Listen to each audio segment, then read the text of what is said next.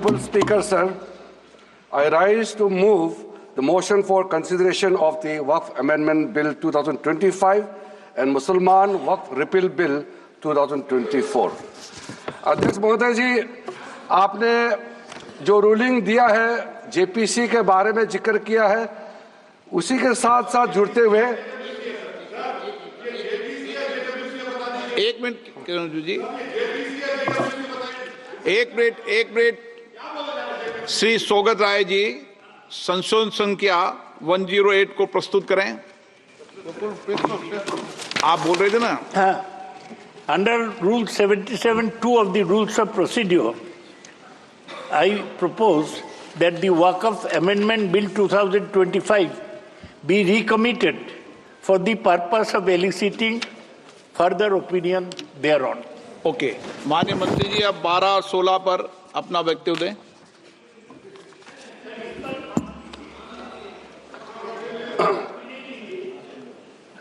आपका जो जब मैं ओपनिंग करूंगा उसका भी जवाब आएगा और बाकी अमेंडमेंट तो आखिरी में आता ही है।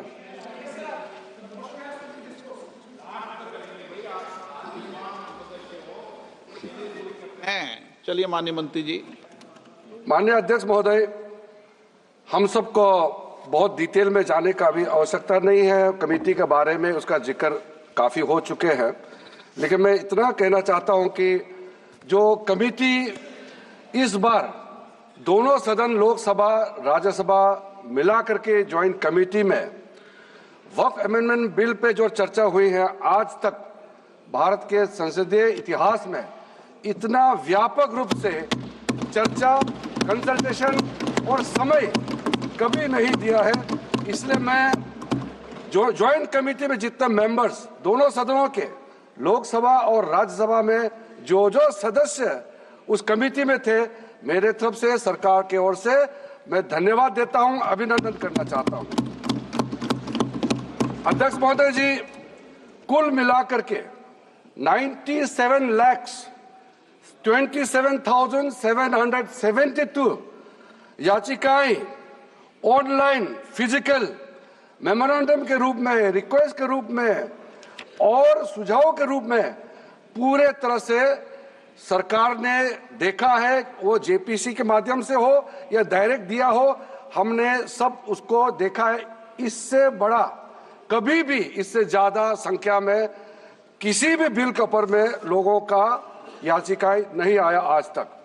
कुल मिलाकर के 284 डेलीगेशन ने अलग अलग समुदाय के जो स्टेक होल्डर्स है, उन्होंने कमेटी के सामने में अपने बात को रखा है, सुझाव भी दिया है।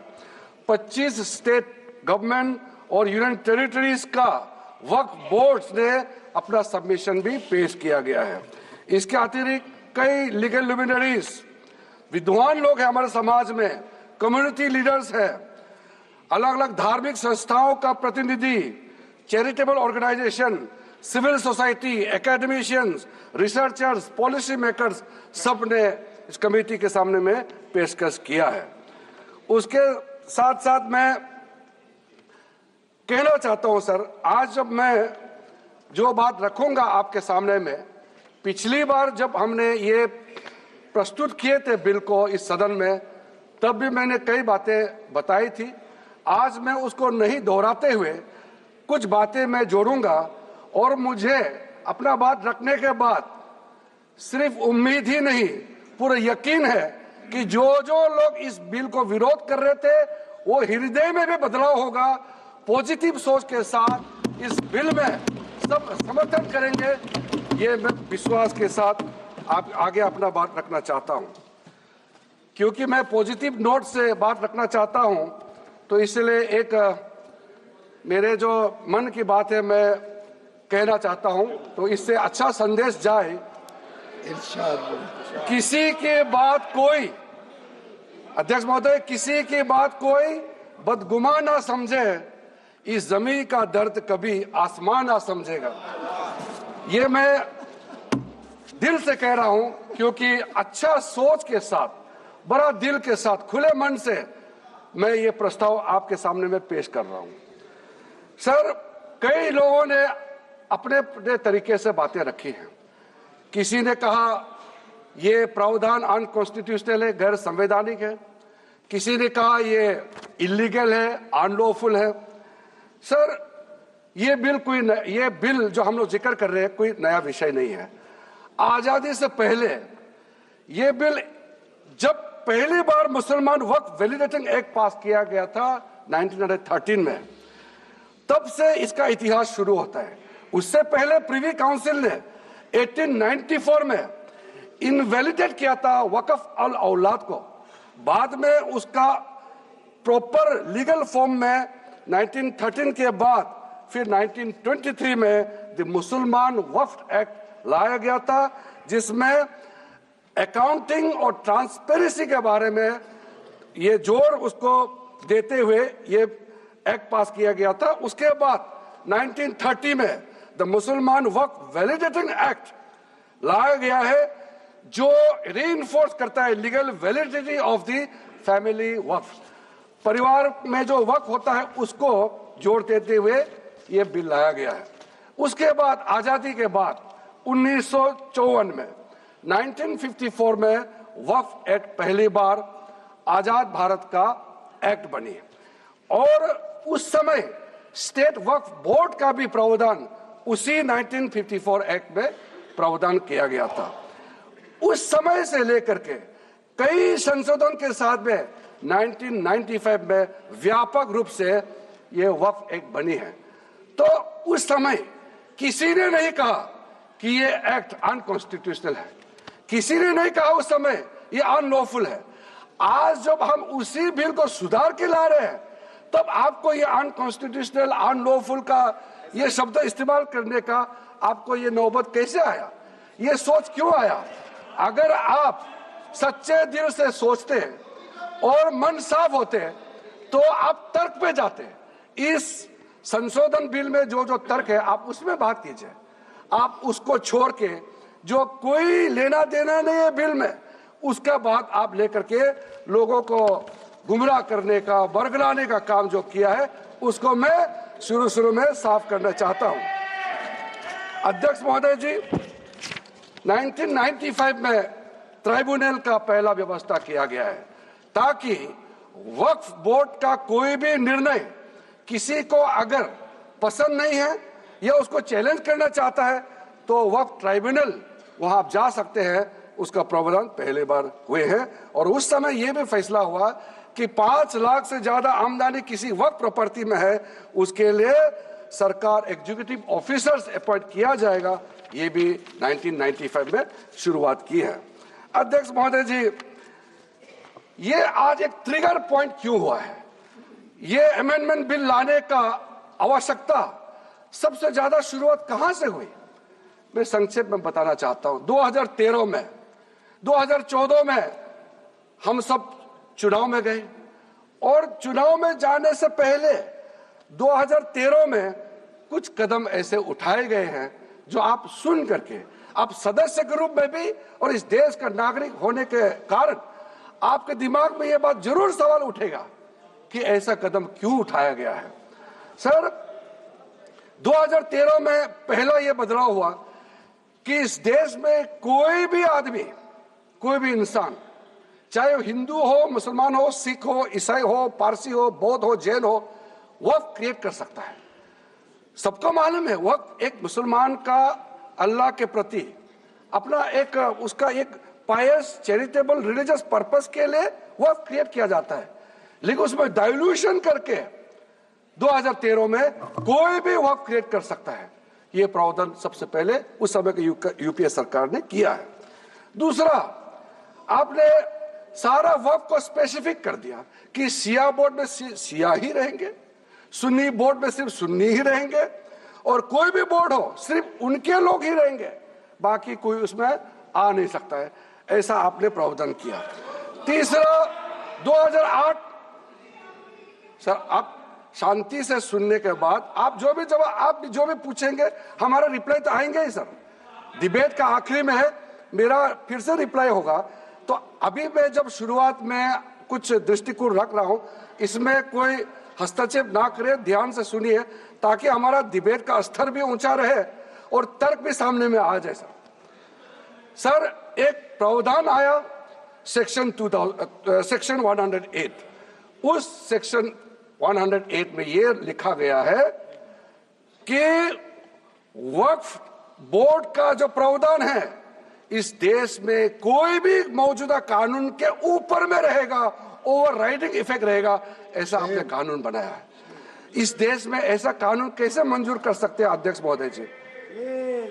हर कानून अपना अपना हिसाब से चलता है, लेकिन एक कानून दूसरे कानून के ऊपर में ओवरराइडिंग इफेक्ट होगा, ये कोई भी मान्यता नहीं दे सकता है। उसके बाद सर मैं कुछ प्रोपोगेंडा साथ में जुड़े हुए हैं। उससे पहले जो 2013 में मुझे भी बहुत ताज्जुब हुआ कि ये पास कैसे जबरदस्ती करवाया है। 2013 में वक्फ पे यूजर जो आपने प्रावधान डाला, उसके बाद 1970 से केस चल रहा था दिल्ली के अंदर में। दिल्ली के अंदर में हमारा सीजीओ कॉम्प्लेक्स है, पार्लियामेंट बिल्डिंग है, कई प्रॉपर्टीज है, और इसको वक्फ बोर्ड, दिल्ली वक्फ बोर्ड ने क्लेम किया कि ये वक्फ प्रॉपर्टीज है। उसके बाद ये केस चल रहा था अदालत में। उस समय यूपीए सरकार ने पूरा सारा जमीन को डी नोटिफाई करके वक्फ बोर्ड को दे दिया। 123 प्रॉपर्टी। अगर आज हम ये संशोधन लेके नहीं आते तो जिस सदन में हम बैठे हैं, ये पार्लियामेंट बिल्डिंग, इसको भी क्लेम किया जा रहा था। एयरपोर्ट, बसंत विहार, और अगर नरेंद्र मोदी जी का सरकार नहीं आते, अगर यूपीए का सरकार कंटिन्यू रहता, तो क्या क्या बिल्डिंग को डी नोटिफाई किया जाना था। 123 प्रॉपर्टी को तो डी नोटिफाई किया।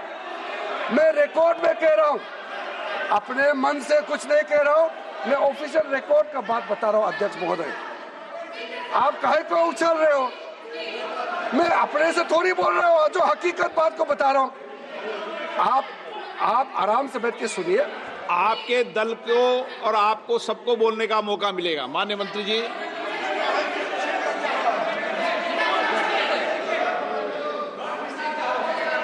सर मैं फिर से कह रहा हूं, मैं एक शब्द अपने ओर से नहीं कह रहा हूं। जो घटना है, जो हकीकत है, यही कह रहा हूं। इनको इसमें इतना उछालने का, उत्तेजित होने का कोई मतलब ही नहीं है सर। अध्यक्ष महोदय,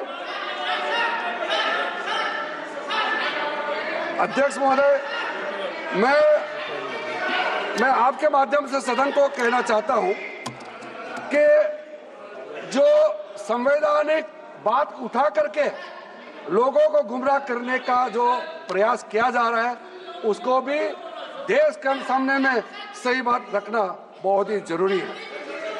एक बात बार बार इन लोगों ने कहा गया है कि ये जो वक्फ अमेंडमेंट बिल है, ये आर्टिकल 25, आर्टिकल 26, आर्टिकल 30 का उल्लंघन करता है करके इन्होंने इल्जाम लगाया। पढ़ चुका हूं, आप पढ़ लो। कभी भी डिबेट के बीच में पॉइंट ऑफ ऑर्डर नहीं होता है, व्यवस्था दे दी है, पठवाना कभी। माननीय मंत्री जी बोलिए। अध्यक्ष महोदय, दूसरा विषय इन्होंने समानता का बात उठाया। आर्टिकल 14 का इक्वालिटी को लेकर के उन्होंने सवाल उठाया, उसका भी मैं जवाब देना चाहता हूं। अध्यक्ष महोदय, ये कोई तरीका नहीं है। माननीय अध्यक्ष की व्यवस्था अंतिम व्यवस्था होती है। बोलिए मंत्री जी, आप बोलते जाओ। अध्यक्ष महोदय, क्योंकि मेरा कान खुला हुआ है तो ये डिस्टर्ब हो रहा है मुझे। मैं अभी ये पेन की बात करता हूं। अध्यक्ष महोदय, ये वक्फ बोर्ड का जो काम है, ये बेसिकली वक्फ प्रॉपर्टी को जो संभालने वाले मुतावली और जो वक्फ प्रॉपर्टी को व्यवस्था करते हैं, उसको संचालित करने के लिए ये गवर्नेंस का, सुपरविजन का एक प्रावधान है।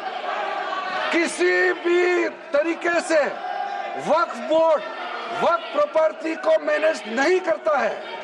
वक्फ बोर्ड वक्फ प्रॉपर्टी मैनेजमेंट में हस्तक्षेप नहीं करता है। आप साफ साफ सुन लीजिए। अगर इसके पास तर्क नहीं है तो इस तरह यहाँ डिस्टर्ब करके बहस का स्तर को गिराने से कोई फायदा नहीं है सर, ये कोई तरीका नहीं है सर। बोलते जाओ सर, वक्फ बोर्ड का क्रिएट करना एक जो वाकिफ होता है, जो अपना विलिंगली वक्फ क्रिएट करता मैंने है। व्यवस्था दे दी है, आप जब समय हो तो बोले नो, प्लीज बैठिए, ये तरीका ठीक नहीं है आपका, बैठिए आप। नो, बैठिए। माननीय मंत्री जी, सूची है 2013 की प्रॉपर्टी। हाँ है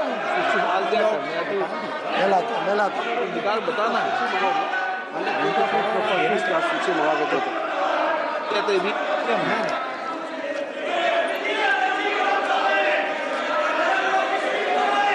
अध्यक्ष महोदय, सबको बोलने का मौका मिलने वाले हैं, तो कम से कम बात को शांति से सुनने के बाद आप अपना बात रखिए। ये कोई तरीका नहीं होता है सर।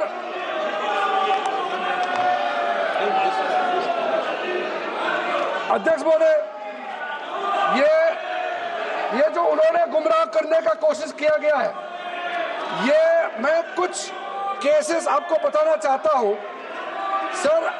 आप देखिए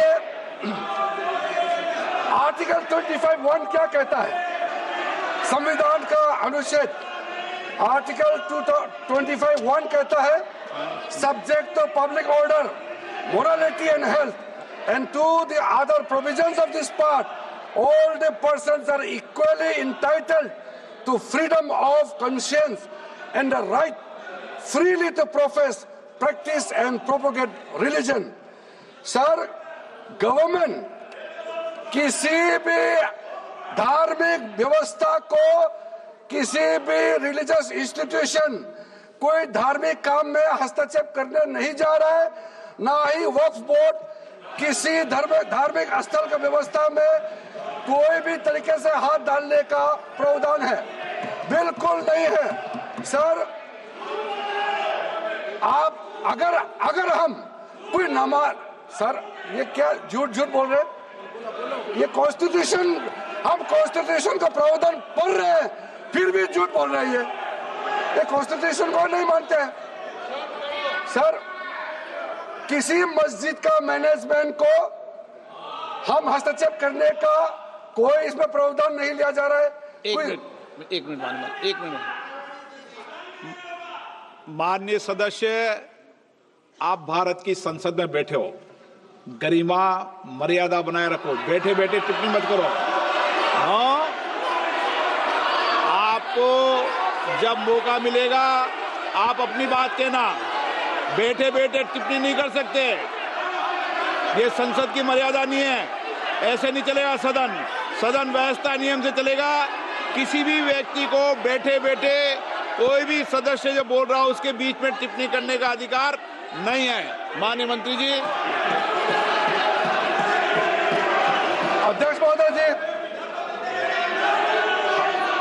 ये वक्फ बोर्ड का जो प्रावधान किसी मस्जिद, किसी मंदिर, किसी धार्मिक स्थल का व्यवस्था का कोई लेना देना नहीं है, ये सिंपली एक प्रॉपर्टी का मैनेजमेंट का विषय है।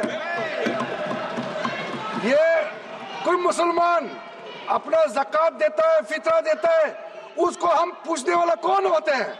ये आपका धार्मिक भावना से जुड़े हुए चीज है, उसमें सरकार का कोई लेना देना नहीं है। लेकिन ये वक्फ प्रॉपर्टी का मामला है, लेकिन वक्फ प्रॉपर्टी का मैनेजमेंट करता है, मुतवल्लिज करता है।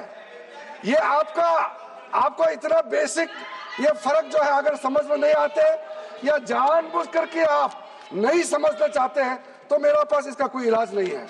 अध्यक्ष महोदय जी, ये आपके माध्यम से मैं फिर से कहना चाहता हूं कि ये सर क्या ये ऐसा बहस नहीं होता है जी। आप लोग का तर्क रखने का समय में बोलिए, ये बीच में कमेंट पास करने से सर हमारा पॉइंट का फ्लो भी बिगड़ता है और आवाज भी ठीक नहीं हो, अब आवाज भी ठीक से नहीं जाएगा। आप क्या चीज को जवाब देंगे? सर इसमें मैं कई ऐसे केसेस है जिसको मैं रेफर कर सकता हूं, लेकिन सदन में 3 केसेस का मैं रेफर करूंगा तो दूध का दूध पानी का पानी हो जाएगा कि ये धार्मिक व्यवस्था से कोई लेना देना नहीं है। आपको मैं पहला एग्जांपल देना चाहता हूं, सैयद फजल पकुया तंगल वर्सेस यूनियन ऑफ इंडिया। इसमें क्या केरला हाईकोर्ट का फैसला है। केरला हाईकोर्ट ने कहा the Waqf board is a statutory body, pure and simple, it is not a representative body of the Muslim community. यह हाईकोर्ट का ऑर्डर है। उसके बाद इलाहाबाद हाईकोर्ट का ऑर्डर भी सुन लीजिए, Hafiz Mohammad Zafar Ahmad versus UP central Sunni board of Waqf का जजमेंट सुन लीजिए। A mutawalli's right is purely a right of management of the property and is not a proprietary right. The duties of a mutawalli are purely of a secular character. His duties are not of a religious character. इतना clear cut ruling है। तीसरा, तिलकायत श्री गोविंद लाल जी महाराज versus state of Rajasthan. इसमें high court ने क्या कहा, supreme court ने क्या कहा, right to manage the properties of the temple. अब देखिए मंदिर का भी इसमें एग्जांपल लिया गया है। Right to manage the properties of the temple is purely a secular matter and can not be regarded as a religious practice. Properties of temple, temple नहीं, टेम्पल का जो प्रॉपर्टी है। उसी प्रकार से आप बार बार कहना कि मुसलमानों का अधिकार में गैर मुसलमान कैसे आ रहा है, ये तर्क ही नहीं बनता है। आप ये आज से ये बात बोलने के लिए बंद कीजिए। सर 2013 में जो काम किए गए हैं उसमें मैं एक चीज जिक्र करना चाहता हूं। इलेक्शन आने वाला था, बहुत ही कम दिन बच गए थे, इलेक्शन कोड ऑफ कॉन्डक्ट लगने ही वाला था। हम सबको मालूम है अप्रैल और मई में चुनाव हुआ था। 5 मार्च 2014 को उस समय के यूपीए सरकार ने 123 प्राइम प्रॉपर्टीज को जो housing and urban development ministry के तहत आता है उसको आपने दिल्ली वक्फ बोर्ड को ट्रांसफर कर दिया। क्या जरूरत था? कुछ दिन बाकी था चुनाव होने के लिए, आप इंतजार तो करते। आपने सोचा ये करके वोट मिलेंगे, लेकिन आप तो चुनाव तो हार गए, तो फायदा क्या हुआ? ऐसा काम करने से वोट नहीं मिलता है। इसलिए लोग इंटेलिजेंट हैं, हमारे देश के लोग समझदार हैं, इसलिए वोट बैंक का राजनीति के बिना हम अच्छे सोच के साथ में आज इस सदन में फिर से आए हैं। कुछ एनोमलीज है इस बिल में, तो इसको बदलना जरूरी था। मैंने एक पहले भी इसका जिक्र किया था कि आपने कहा कोई भी हिंदुस्तानी, कोई भी भारतीय वक्फ क्रिएट कर सकता है। वो 95 में ऐसा नहीं था, आपने 13 में बदलाव किया, उसको हमने फिर से 1995 का प्रावधान को फिर से रिवाइव करते हुए ये हमने जोड़ा है कि वक्फ वही क्रिएट कर सकता है जो मिनिमम 5 साल इस्लाम को प्रैक्टिस करता है। बहुत साफ साफ शब्दों में प्रावधान रखा है। सर, जो वक्फ बोर्ड बने हैं हम उसको बहुत ही सेकुलर इंक्लूसिव बनाना चाहते हैं। आपका पुराना प्रावधान को हटा करके अब हमने कहा है कि वक्फ बोर्ड में शिया भी रहेंगे, सुन्नी भी रहेंगे, बोहरास भी रहेंगे, आगा खानिस भी रहेंगे, मुसलमानों में जो बैकवर्ड है, पिछड़े लोग हैं वो भी रहेंगे, और साथ साथ में महिला भी रहेंगे और एक्सपर्ट नॉन मुस्लिम भी रहने का प्रावधान रखा गया है। सब स्वागत करना चाहिए, इसको किसी को आपत्ति होने का कोई जरूरत नहीं है। उसके बाद सर मैं थोड़ा सा इसको विस्तार करके बताना चाहता हूं। मेरा ही खुद का एग्जाम्पल मैं देता हूं। मान लो मैं मुस्लिम नहीं हूं, लेकिन मैं माइनॉरिटी अफेयर्स मिनिस्टर हूं, तो मैं सेंट्रल वक्फ काउंसिल का चेयरमैन होता है। तो मेरे होने के बावजूद उसके बाद टोटल 4 नॉन मुस्लिम हो सकता है वक्फ काउंसिल में मेंबर, और उसमें मैक्सिमम 4 नॉन मुस्लिम के साथ साथ में 2 महिला कंपलसरी है। 2 महिला होना ही चाहिए सर। उसके बाद सर स्टेट अभी आप पूरा वक्फ बोर्ड देख लीजिए, महिला कहाँ है? महिला को भी रखा ही नहीं है, वो सिर्फ बातें करते हैं सर। 22 सर मैं स्पेसिफिक बताना चाहता हूं, सेंट्रल वक्फ काउंसिल में टोटल 22 मेंबर्स में 4 नॉन मुस्लिम से ज्यादा मेंबर नहीं हो सकते हैं। एक्स ऑफिशियो के पद को मिला करके 3 मेंबर ऑफ पार्लियामेंट होगा। मेंबर ऑफ पार्लियामेंट तो किसी धर्म का हो सकता है। जब इलेक्शन करते हैं तो कोई भी धर्म का मेंबर ऑफ पार्लियामेंट या एमएलए बन सकते हैं सर। 10 मेंबर मुस्लिम कम्युनिटी से होगा, 2 फॉर्मर जजेस होंगे सुप्रीम कोर्ट और हाई कोर्ट के, 1 advocate of national eminence member रहेंगे, 4 persons of national eminence from various field. ये तो कई कमिटियों ने इसको सिफारिश किया है, और एडिशनल सेक्रेटरी या joint secretary to the government of India उसमें रहेंगे। आउट ऑफ 10 मुस्लिम मेंबर्स 2 महिला अनिवार्य है, ये हमने प्रावधान रखा है। और स्टेट बोर्ड में आउट ऑफ 11 मेंबर्स 3 से ज्यादा नॉन मुस्लिम नहीं हो सकता है। एक्स ऑफिशियो को मिलाकर के 1 chairperson, 1 MP, 1 MLA, 4 members from Muslim community, 2 members with professional experience, 1 member of Bar Council and Joint Secretary to the state government dealing with work matters. Out of 4 Muslim members, 2 shall be women. ये हमने रखा है ताकि हमारे बहनों को किसी तरीके से दरकिनार नहीं कर सके।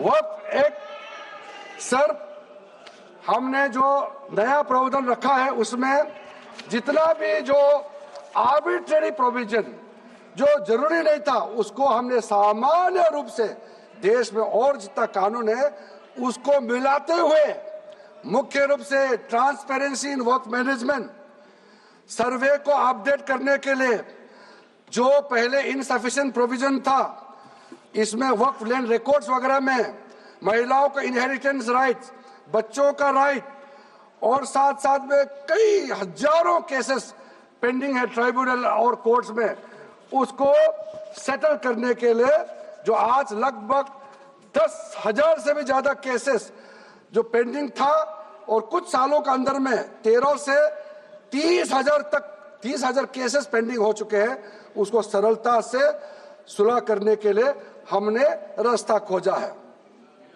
एक चीज बार बार आप लोग कहते हैं हमारे पक्ष के लोग हो या उस साइड के पक्ष के लोग हो या जो सदन से बाहर है वो एक वक्तव्य देते रहते हैं, मैं उसको सुधारना चाहता हूं। ये कहते हैं कि हमारा देश में लैंड बैंक जो है वक्फ बोर्ड के पास 3rd लार्जेस्ट है।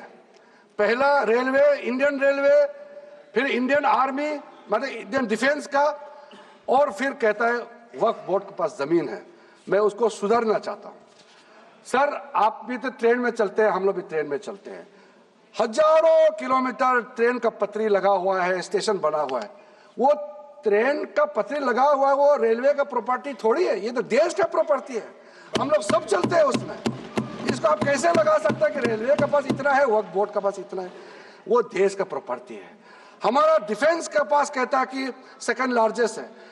डिफेंस के पास जो भी ले रहे, जहाँ ट्रेनिंग करता है, जहाँ वो रहता है, या बॉर्डर एरिया में जितना डिफेंस लैंड है वो देश का रक्षा के लिए है। उसको आप कैसे वक्फ प्रॉपर्टी के साथ आप तुलना कर सकते हैं? वक्फ प्रॉपर्टी प्राइवेट प्रॉपर्टी होता है सर। तो इसलिए दुनिया में सबसे ज्यादा वक्फ प्रॉपर्टी हिंदुस्तान में है। सिर्फ हमारा देश में ही नहीं, दुनिया का सबसे बड़ा और सबसे ज्यादा वक्फ प्रॉपर्टी हिंदुस्तान में है। तो फिर ये क्यों है 60 साल तक आप सरकार में रहे हैं, हमारा देश में मुसलमान इतना गरीब क्यों है? जब दुनिया का सबसे ज्यादा वक्फ प्रॉपर्टी हमारा देश में है, तो हमारा गरीब मुसलमानों का पढ़ाई के लिए, मेडिकल ट्रीटमेंट के लिए, स्किलिंग के लिए, इनकम जनरेशन के लिए क्यों काम नहीं हुआ आज तक? बताइए। ये दुनिया का सबसे बड़ा वक्फ प्रॉपर्टी अगर हिंदुस्तान में है, तो उस प्रॉपर्टी से गरीबों का उत्थान के लिए, लोगों का भला के लिए अगर ये सरकार नरेंद्र मोदी जी के नेतृत्व में गरीब मुसलमानों के लिए काम कर रहा है, तो इसमें आपत्ति क्यों होना चाहिए? आप लोग बताइए। इसलिए सर, इसको धर्म जाति से बाहर उतर करके सबको सीधा सीधा अपना दिल से पूछ करके आप सोच के देखिए कि आप जो लोग आज इस बिल को विरोध कर रहा है, आज 1 साल 2 साल नहीं, सदियों तक हमारा देश उसको याद रखेगा कौन इस बिल को समर्थन कर रहा है, कौन इस बिल को विरोध कर रहा है। आज चंद वोट के लिए, सत्ता के लिए हमारे मुसलमानों को आपने 70 साल से ज्यादा वोट बैंक बना करके गुमराह किया है। कितना और गुमराह करना चाहते हैं? अब हमारा देश में वोट बैंक की राजनीति नहीं चलेगा। इसलिए मैं कहना चाहता हूं, जब हमारा देश में इतना वक्फ प्रॉपर्टी है, तो इसको हम बेकार में पड़ा रहने नहीं दिया जा सकता है। गरीब मुसलमानों के लिए, आम मुसलमानों के लिए इस्तेमाल करना ही पड़ेगा। उसके लिए आज का ये वक्फ संशोधन बिल जरूरत है। अध्यक्ष महोदय जी, हमारे अपने वामसी पोर्टल में, हमारे मंत्रालय के वामसी पोर्टल में हमने रिकॉर्ड देखा है। सचर कमेटी जो आपने बनाया है 2006 में, उन्होंने भी ये बारे में काफी डिटेल में जिक्र किया हुआ है। सर 2006 में 4.9 लाख वक्फ प्रॉपर्टी था और उसका इनकम कितना था? मैं बता दूं आंकड़ा सर, आप कहेंगे 4.9 लाख वक्फ प्रॉपर्टी में टोटल इनकम था 163 करोड़। कौन खाते थे? 163 करोड़। और आपने 2013 में बदलाव करने के बाद आज इनकम कितना बढ़ा है वो भी मैं बता देता हूं। हो गया 166 करोड़। 3 करोड़ बढ़ा है। कैसे मंजूर कर सकता है हम लोग इस महान सदन में बैठ करके? अगर इतना 10 सालों के बाद भी दुनिया का सबसे ज्यादा प्रॉपर्टी का टोटल इनकम जनरेशन 3 करोड़ बढ़ता है, तो ये हम कभी मंजूर नहीं कर सकता अध्यक्ष। इसलिए उस समय कहा गया था, मैं अभी का नहीं बता रहा हूं, सचर कमेटी समय में भी कहा गया है कि अगर थोड़ा सा एफिशिएंटली मैनेज करता तो 12,000 करोड़ पर ईयर तो उसी समय जनरेट हो जाना चाहिए था नॉर्मल मार्केट रेट से। और 12,000 करोड़ अगर वो प्रॉपर्टी से रेवेन्यू जनरेशन करता है, कितना लाखों करोड़ों मुसलमानों को फायदा होगा, आप सोच के देखिए। इसलिए सर आप लोग भी, मैं अनुरोध करता हूं कि आप लोग भी वक्फ के बारे में जानना है तो हमारा वामसी पोर्टल को क्लिक करके आप लोग देखिए। सर आज वो 4.9 लाख से बढ़ करके टोटल वक्फ प्रॉपर्टी बन गया है 8.72 लाख। हमारा देश में वक्फ प्रॉपर्टी बन गया है। और आप कल्पना कीजिए 8.72 लाख प्रॉपर्टी वक्फ का है, उसको अगर हम सही तरीके से मैनेजमेंट करता तो हमारा मुसलमानों का ही नहीं है, देश का तकदीर बदल जाएगा। इतना प्रॉपर्टी हमारे पास। अब समझिए चीज को। सर मैंने अभी कई राज्यों का दौरा किया अध्यक्ष महोदय, मैंने कई राज्यों का दौरा किया। मैं एक एग्जांपल आपको जरूर देना चाहूंगा। मैं बहुत इंप्रेस हो गया जब मैं पिछली बार जम्मू कश्मीर गई। जम्मू कश्मीर में हमारा नई वहाँ वक्फ बोर्ड का चेयरपर्सन बनी और मैंने पूछा कि आप जब वक्फ बोर्ड का चेयरमैन बनी तो उसमें क्या हालत थी और आज क्या हालत है। उन्होंने बोला कि सर जब उन्होंने पदभार संभाली तो उसमें कोई इनकम का, कोई व्यवस्था का, रिकॉर्ड का ठीक ठाक कुछ भी नहीं था। और उन्होंने आने के बाद 40 करोड़ रेवेन्यू इनकम उन्होंने जनरेट करना शुरू किया, मुझे बताया। और उसके वजह से वह काफी अच्छा काम कर रहा है। मैं हजरत बल श्राइन भी गए और वहाँ भी मरम्मत चल रहे हैं। इतना पुराना श्राइन है, दुनिया के लोग आते हैं, बहुत खूबसूरत से उसका सारा आसपास का ब्यूटिफिकेशन का काम भी चल रहा है। अगर अच्छा काम करेगा, रेवेन्यू बढ़ेगा तो सबका फायदा होगा सर। इसलिए सर आप लोग आज बिल को समर्थन करने के बाद मेरे ऑफिस में आइए, 1 साल के अंदर में इसका ट्रांसफॉर्मेशनल इम्पैक्ट क्या होता है मैं ही आप लोगों को बता दूंगा। सर वक्फ अमेंडमेंट जो बिल लाए हैं उसमें जेपीसी का कई रिकमेंडेशंस है जिसको हमने समर्थन किया है और एक्सेप्ट किया है। हमने यह इस बिल में लाया है। इसलिए बोलना कि जेपीसी का आपका कमेटी का बात को माना ही नहीं है, आपका कमेटी का बात नहीं सुना गया है, वो गलत बात है सर। अध्यक्ष महोदय जी, पार्लियामेंट्री कमेटी जब बनता है तो उसका एक अपना सैंक्टिटी होता है और उस कमेटी में खुले बहस हुए हैं। उसमें मैं अंदर जाना नहीं चाहता हूं क्या हुआ है, लेकिन उनके बीच में कई ऐसे मुद्दे हैं जो हम लोग सरकार समझते हैं कि बहुत अच्छा सुझाव आया है, हमने उसको माना है। और कुछ छोटा अमेंडमेंट है जो बहुत जरूरी चीज है, वो अमेंडमेंट भी हम लेकर के आए हैं। इसके बाद जो पूरा ये सारा व्यवस्था देखने के बाद सबके मन में उम्मीद जागेगा। उम्मीद इसलिए जागेगा कि एक नए सवेरा आने वाला है, इसलिए नए एक्ट का नाम भी उम्मीद हो गया है। तो उम्मीद क्यों हुआ है सर, मैं आपको बताना चाहता हूं। ये जो unified Waqf management, empowerment, efficiency and development, full form उम्मीद है, इसका रखने का पीछे कारण है सर। ये उम्मीद क्यों है? अब ये यूनिफाइड वक्फ मैनेजमेंट पूरा रजिस्ट्रेशन से लेकर के म्यूटेशन, इंक्रोचमेंट का विषय, सर्वे, कलेक्टर का रोल, सारा विषय को मिला करके मैनेजमेंट का पूरा सिस्टम को ही बदलने के लिए हमने काम शुरू किया है। उसके बाद एम्पावरमेंट, कैसा एम्पावरमेंट होने वाला है? मैंने पहले भी जिक्र किया, मुसलमानों में भी जो शियास हैं, सुन्नीस हैं, बोरास, आकाकानीस, पसमानदा मुस्लिम्स है जिसको बैकवर्ड माना जाता है, और विशेष करके महिलाएं और बच्चों के लिए जो हमने प्रावधान रखा है, तो ये मुसलमान का कम्युनिटी के अंदर में इतना जोरदार स्वागत हो रहा है। अध्यक्ष महोदय, यहाँ में कुछ मेंबर विरोध जरूर कर रहे हैं, लेकिन मैं कुछ मेंबर को मेरे घर में मैं न्योता देना चाहता हूँ, और जो मुस्लिम डेलीगेशन मेरे घर में आ रहे हैं, स्वागत कर रहे हैं इस बिल को, उसका भी नजारा आप लोग देख लीजिए, आपका सोच बदल जाएगा। आपको नहीं मालूम मुसलमानों में कितना भयंकर समर्थन कर रहा है इस बिल को लेकर के, आप लोग को मालूम ही नहीं है। करंट अंदर में गरीब मुसलमानों का तो संदेश बार बार आ रहा है कि जल्दी पास कीजिए इस बिल को। इसलिए आप लोग संदेह में मत रहिए।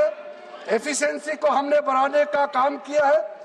टेक्नोलॉजी का उपयोग करते हुए सेंट्रलाइज्ड डेटाबेस होगा, डिजिटल पोर्टल होगा, कोई छुप के अंधेरे रातों में वर्क क्रिएट नहीं कर सकता है।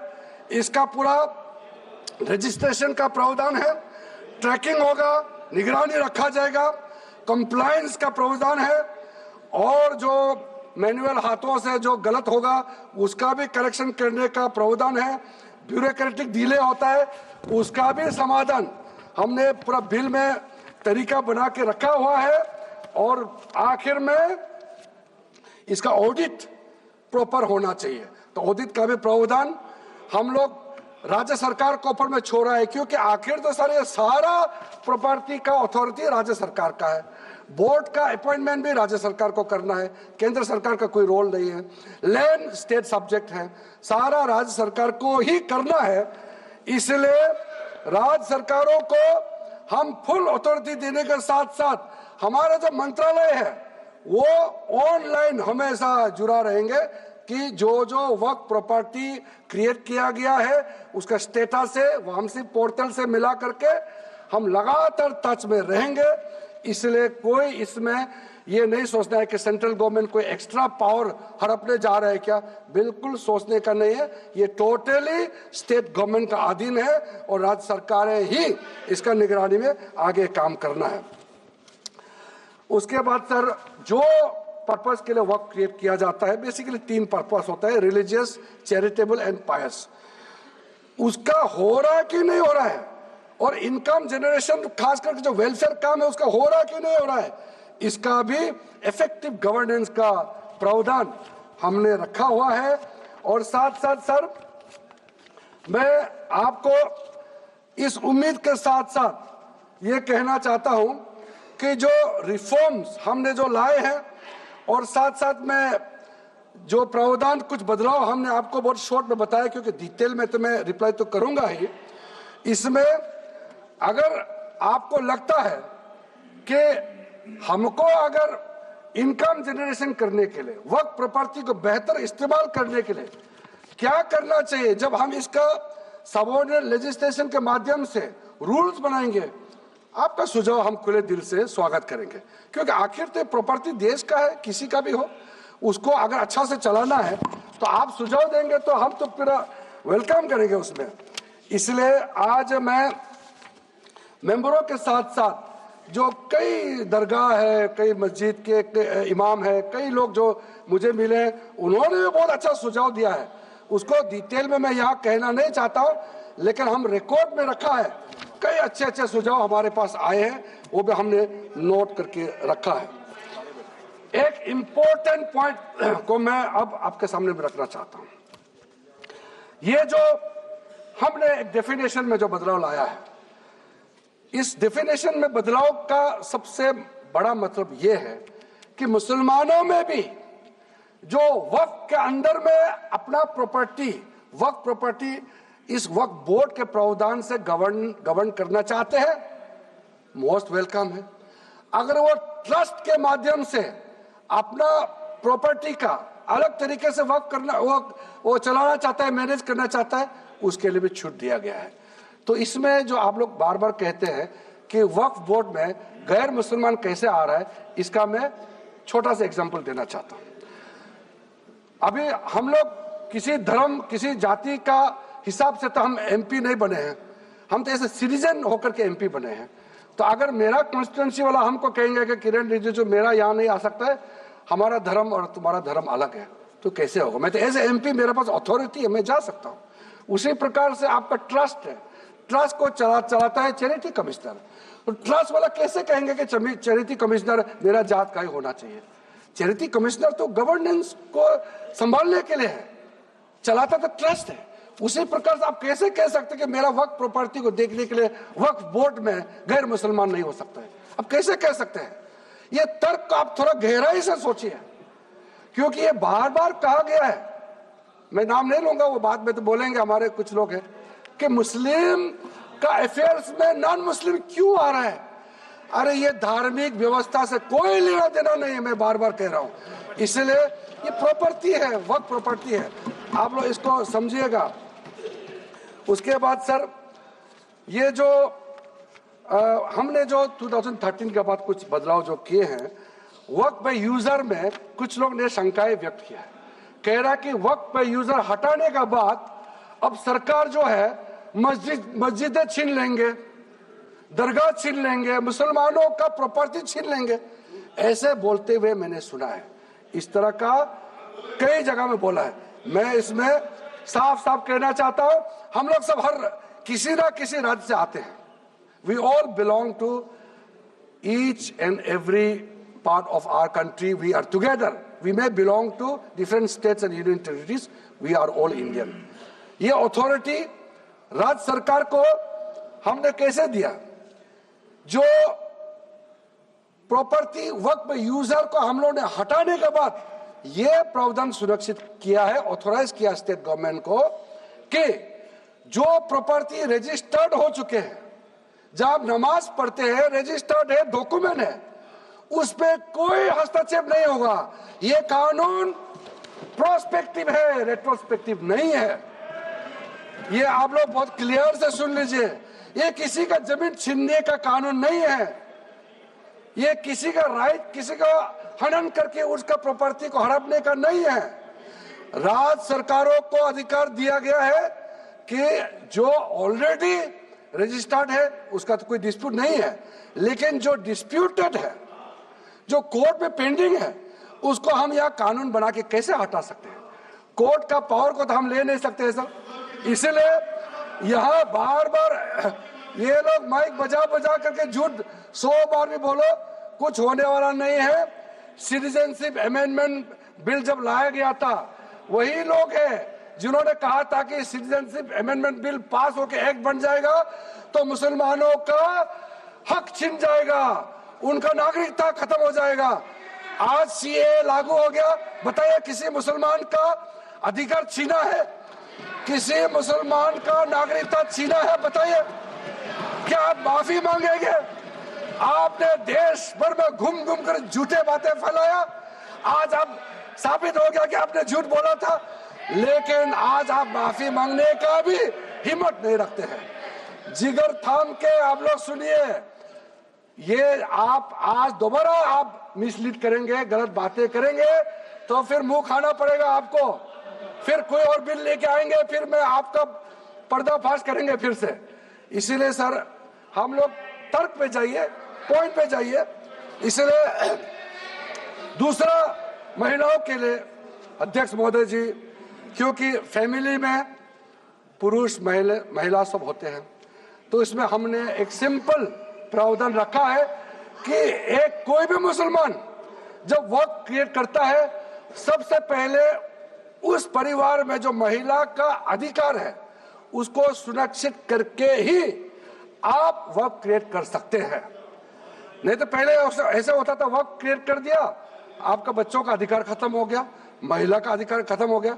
आप वर्क उसी प्रॉपर्टी को क्रिएट कर सकते हैं जो आपका हकदार है, जो आपका 100% हिस्सा है, उसी को ही आप वर्क क्रिएट कर सकता है।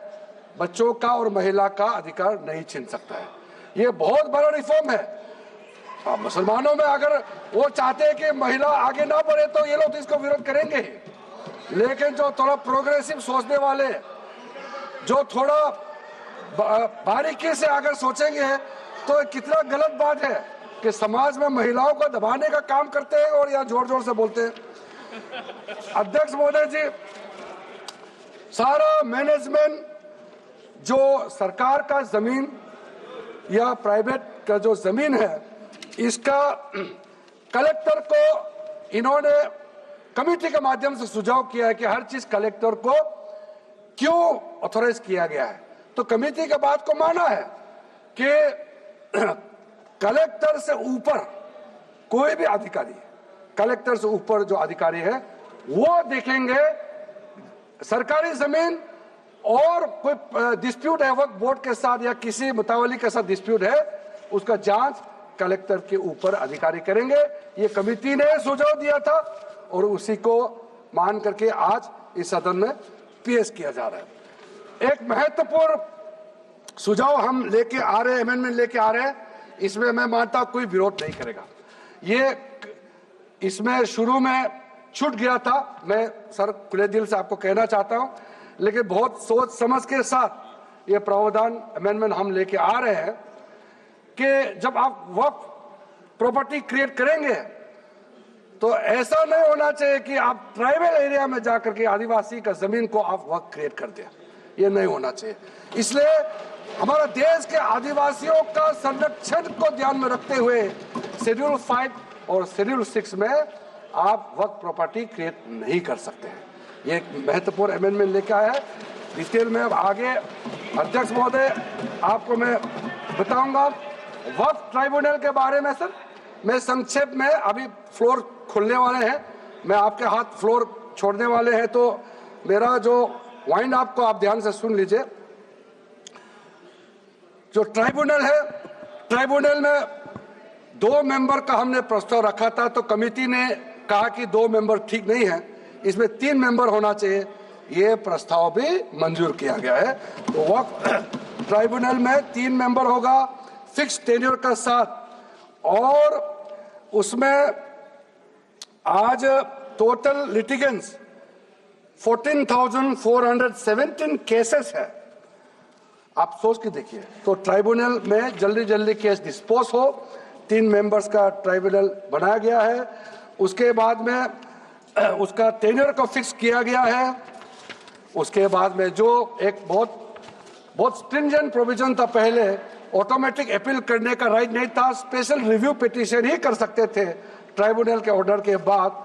तो आज हमने एक अच्छा सोच के साथ खुला मन से ये कहा है कि अब अगर आप वक्फ बोर्ड का निर्णय से खुश नहीं है, वक्फ ट्राइब्यूनल का निर्णय से खुश नहीं है, तो आप अदालत जा सकते हैं। ये रास्ता भी हमने खोल दिया है।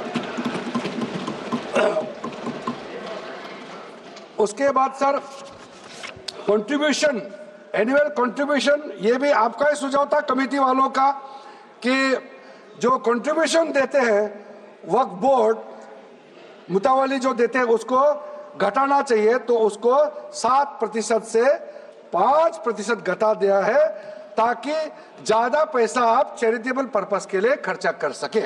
तो अच्छा जो प्रॉपर्टी मैनेज करता है वो तो सरकार को शाबाशी देंगे। उसके बाद एक बहुत ही महत्वपूर्ण प्रावधान है जो हमको रखना पड़ा, आपने लॉ ऑफ लिमिटेशन को इस वक्फ बोर्ड का प्रावधान से हटा दिया था, इसको हमने लगाया है। तो अब तो मालूम है the limitation act of 1963 will now apply to the work property claims from the date of commencement of this act, aiming to reduce prolonged litigation। ये बहुत बड़ा मैं मानता हूं एक कदम उठाया है। और जो सेक्शन 40 सबसे ड्रैकोनियन प्रोविजन इस एक्ट में था, तो सेक्शन 40 था। सेक्शन 40 के तहत वक्फ बोर्ड, आप लोग बार बार कहते हैं ना ये ऐसा नहीं है, ऐसा ही है। सेक्शन 40 में किसी भी जमीन को आप वक्फ प्रॉपर्टी डिक्लेयर कर देता था, वो प्रॉपर्टी को हमने हटा दिया है। वो कोई भी जमीन को वक्फ प्रॉपर्टी डिक्लेयर करके फिर किसी गरीब के लिए नहीं करना है।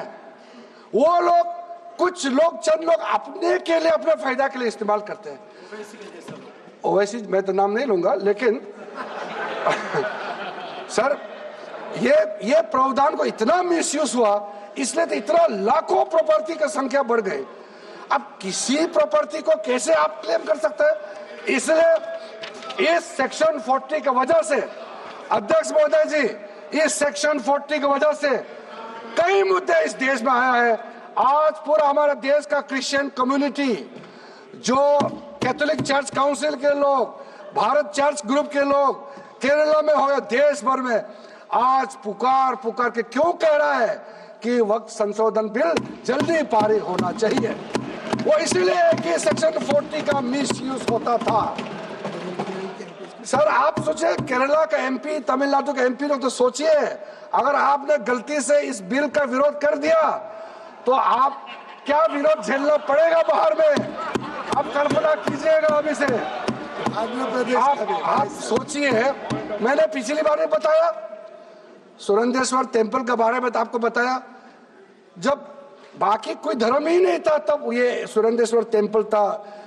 तिरुचेंथुराई विलेज तमिलनाडु में, उसको वक्त डिक्लेयर करने के बाद कर्नाटका में तो हजारों एकड़ का इशू है। फिर सर हरियाणा में जतलाना विलेज यमुनानगर में सिख गुरुद्वारा का जो जमीन है, कभी वहां मस्जिद भी नहीं था, कभी वहां मुस्लिम का सेटलमेंट का भी रिकॉर्ड नहीं था, उसको भी वक्फ डिक्लेयर कर दिया था। उसी प्रकार से केरला का मुनम्बम का जो इशू है वो तो अभी सब जान ही रहा है कि 600 क्रिश्चियन फैमिलीज का जो जमीन को वक्फ बोर्ड ने वक्फ डिक्लेयर कर दिया है, चर्च का भी कर दिया, और आगे जाने का रास्ता भी बंद कर दिया था। अगर हम ये बिल पारित कर दिया, उसका अपना जमीन वापस मिल जाएंगे गरीबों का, किसानों का। ऐसा चीजों में आप लोग समर्थन करना चाहिए। मैं तो मानता हूं कि अभी भी देर नहीं हुआ, अभी भी आप जिद पे राजनीतिकरण करके आप अड़े रहे, आप मुश्किल में फंसने वाले हैं। विशेष करके हमारे कांग्रेस वालों को मैं कहना चाहता हूं, और बाकी हमारे साथी दल है, कांग्रेस के झांसे में ना आए, आपको भी डुबा देंगे ये लोग। इस बिल को विरोध करके बहुत बड़ा नुकसान होने वाला है। आप ध्यान से सुनिए अध्यक्ष महोदय। इसलिए अंत में सर, क्योंकि मैंने कहा है कि मैं आखिर में जवाब दूंगा, तो हम लोग आगे भी इस पार्लियामेंट को भी वक्त डिक्लेयर ना कर दे, हम लोग आराम से भविष्य के लिए और अच्छा काम करे। मैंने पॉजिटिव बात में अपना बात को रखा है। अंत में मैं अपील करके अपना बात को समाप्त करना चाहता हूं। इसी लाइन के साथ मेरी हिम्मत को तो सराहो। देखिए मैं कितना हिम्मत के साथ बोल रहा हूं। मेरे हिम्मत को तो सराहो, मेरे हमराही बनो। मैंने एक शम्मा जलाई है हवाओं के खिलाफ। आप लोग जब इस बिल को समर्थन करेंगे, मैं हमारे वरिष्ठ नेता सब सदन में बैठे हम लोग सुन रहे हैं, मैं अपने आप को बहुत भाग्यवान मानता हूं। मैं भाग्यशाली हूं। प्रधानमंत्री नरेंद्र मोदी जी ने मेरे जैसे एक साधारण सदस्य को इतना पुण्य काम करने का मौका दिया है, इस बिल को यहाँ रखने का मौका दिया है। करोड़ों करोड़ों गरीब मुसलमान बहने दुआ देने वाला है। दुआ में अकेला क्यों लूं, ये दुआ आप भी लेना चाहिए। इस बिल को समर्थन कीजिए, ये मेरा अनुरोध है अध्यक्ष महोदय।